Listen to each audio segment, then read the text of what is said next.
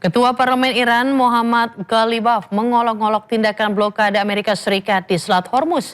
Ghalibaf menyebut tekanan dari Amerika Serikat tidak berpengaruh terhadap produksi minyak Iran.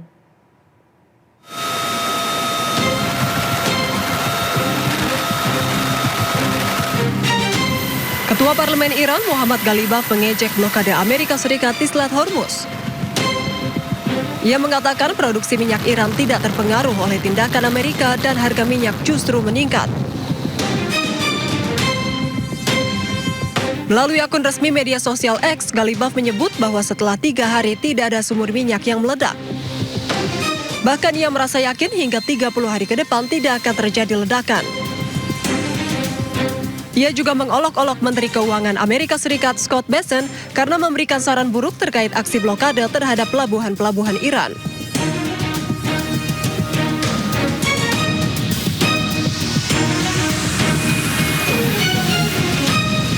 Sebelumnya, 52 kapal Iran dilaporkan telah melintasi blokade yang diberlakukan Amerika Serikat di perairan Iran dalam kurun waktu 72 jam. Dilansir dari media Timur Tengah, Middle East Monitor, berdasarkan data pelacakan satelit, kapal-kapal tersebut termasuk 31 kapal tanker minyak dan 21 kapal kargo. Diketahui Korps Garda Revolusi Islam mengumumkan pada 2 Maret bahwa Selat Hormuz telah ditutup untuk lalu lintas maritim. Hal tersebut menyusul pecahnya perang antara Amerika Serikat, Israel, dan Iran pada tanggal 28 Februari lalu. Kapal induk terbesar di dunia milik Amerika Serikat, USS Gerald R. Ford, segera kembali ke pangkalannya di Virginia. Kepulangannya ini menandai berakhirnya masa penugasan bersejarah selama lebih dari 300 hari di Timur Tengah.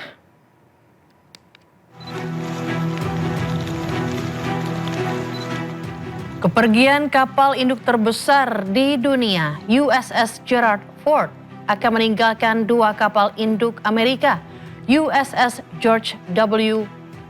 Bush dan USS Abraham Lincoln di Laut Arab. Sebelumnya, Komando Pusat Amerika Serikat menyatakan untuk pertama kalinya dalam beberapa dekade terakhir, 3 kapal induk AS beroperasi secara bersamaan di Timur Tengah.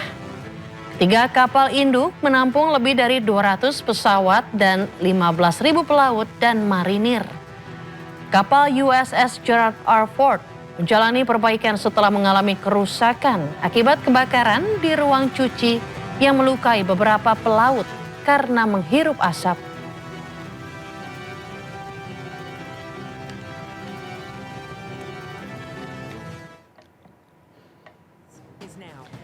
Sementara itu, 16 pangkalan militer milik AS di Timur Tengah dilaporkan hancur akibat serangan Iran selama perang 40 hari. Kerusakan sebagian besar pangkalan militer termasuk diantaranya aset-aset mahal milik Amerika Serikat, seperti radar canggih, infrastruktur komunikasi, dan pesawat militer Amerika Serikat. Amerika Serikat menuding Iran memanfaatkan satelit mata-mata buatan Cina T-018 untuk memantau dan mengarahkan serangan presisi drone serta rudal ke pangkalan Amerika Serikat.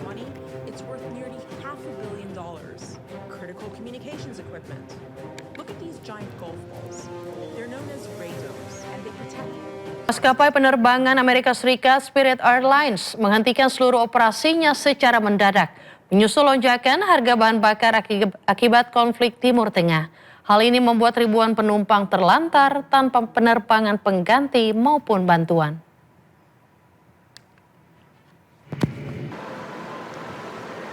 Penutupan mendadak Spirit Airlines terlihat dari operasional yang berhenti total di kantor pusat Dania Beach. Sejumlah pesawat yang terparkir di Bandara Internasional Miami. Layar informasi menunjukkan pembatalan penerbangan. Sementara konter layanan dan mesin check-in tidak lagi beroperasi, meninggalkan ribuan penumpang terlantar tanpa kepastian.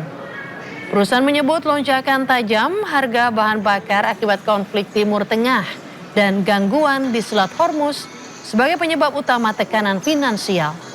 Tanpa tambahan pendanaan, maskapai akhirnya memilih menghentikan operasional secara penuh.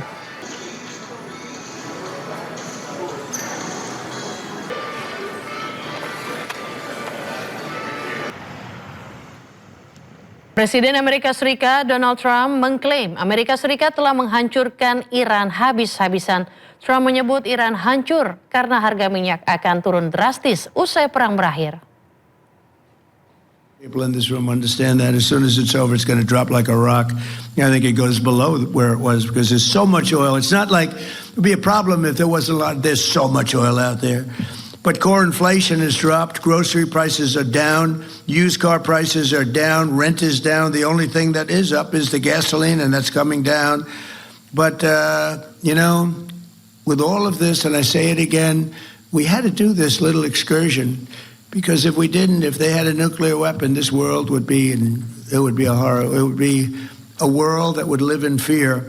And it should have been done for 47 years by other presidents and other countries, frankly, but it wasn't. They were all afraid of Iran. It's very strong, was a very strong country. We've blown the hell out of them, if you want to know the truth. But we've leashed American energy with that simple policy of drill, baby drill. And I'll tell you, we're producing more oil and gas now than we ever have at any time. And we're investing over $1.5 trillion next year in the military. And we have the strongest, the greatest military by far anywhere in the world, stronger than any other country by far. And thanks to our warriors and their allies, the Israeli Defense Forces today, the Iranian regime has none of those things that we talked about: Navy, Air Force, anti-aircraft capacity, no radar. And again, dozens of their leaders are no longer with us. They're elsewhere. Most importantly, though, thanks to our blockade. The blockade has been unbelievable. They're unable to export any energy and they're crumbling as Beredar video Perdana Menteri Israel Benjamin Netanyahu berolahraga di sebuah pusat kebugaran.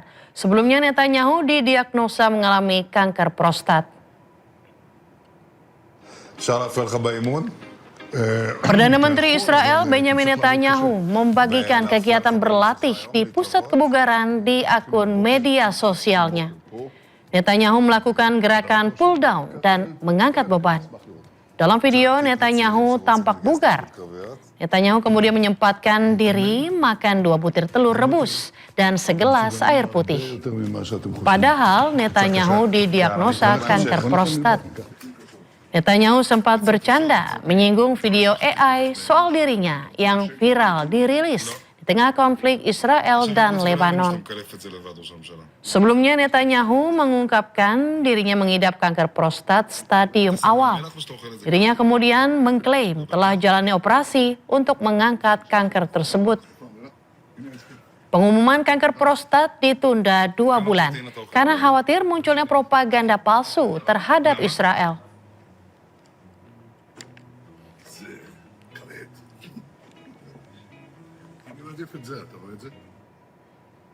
Media Amerika Serikat mengklaim Iran sedang mempertimbangkan mempersenjatai lumba-lumba untuk menyerang kapal perang Amerika Serikat. Namun Iran mengecam pemberitaan tersebut dan menyebutnya sebagai propaganda anti-Iran.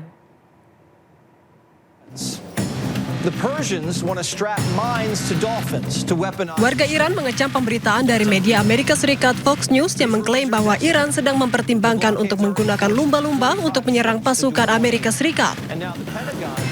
Iran dikabarkan mengerahkan lumba-lumba yang dipersenjatai ranjau untuk melancarkan serangan drone kamikaze terhadap kapal perang Amerika Serikat di Selat Hormuz. Sementara dilansir dari media Iran Tasnim News Agency, warga Iran mengecam pemberitaan tersebut dan menyebutnya sebagai klaim absurd dan propaganda anti-Iran. Anggota Kongres Amerika Serikat Yasamin Ansori mengajukan 6 pasal pemakzulan terhadap Menteri Perang Pete Hegseth. Pengajuan ini dilakukan setelah Hegseth sebelumnya dicecar di sidang Komite Angkatan Bersenjata hari Rabu. Anggota Partai Demokrat di DPR Amerika Serikat, Yasamin Ansori, mengajukan 6 pasal pemakzulan terhadap Menteri Perang Pete Hegseth. Melalui akun media sosial X-nya, Ansori mengatakan bahwa dalam sidang Komite Angkatan Bersenjata, Hegseth tidak dapat menjawab sejumlah pertanyaan terkait perang di Timur Tengah. Hegseth juga disebut tidak bisa bertanggung jawab atas kejahatan perang yang dilakukannya.